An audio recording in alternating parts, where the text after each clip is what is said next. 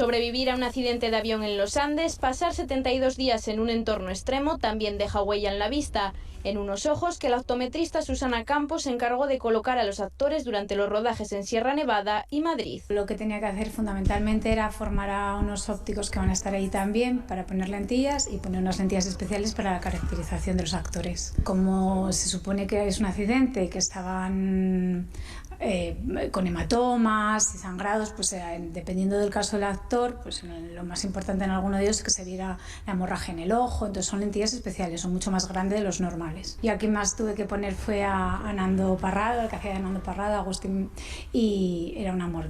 Son muy majos, todo el mundo colabora, te tratan súper bien. Yo la verdad que me sentí muy bien allí con ellos. Tras más de una década con su óptica en Pola de la Viana, para esta obetense la experiencia ha supuesto una salida de su zona de confort. Es un mundo en el que cada uno sabe lo que tiene que hacer, allí nadie te dice dónde colocarte, y es todo como muy rápido. Entonces sí, tienes unas pantallas donde vas controlando lo que tienes que ver, tú tienes que saber cómo tienen que estar las cosas, y si cuando dicen corte tienes que entrar, colocar si hace falta, salir. Yo había trabajado en algún proyecto que no se vio tanto y bueno, quedaba ahí un poco, y en esta ocasión es muy fuerte, porque todo el mundo habla de la película, está nominado a los Oscar, tiene un montón de nominaciones y es muy fuerte, pues ver en el cine y ver tu nombre ahí en los títulos de créditos como bueno. Así lo viven y ven los ojos asturianos de la Sociedad de la Nieve.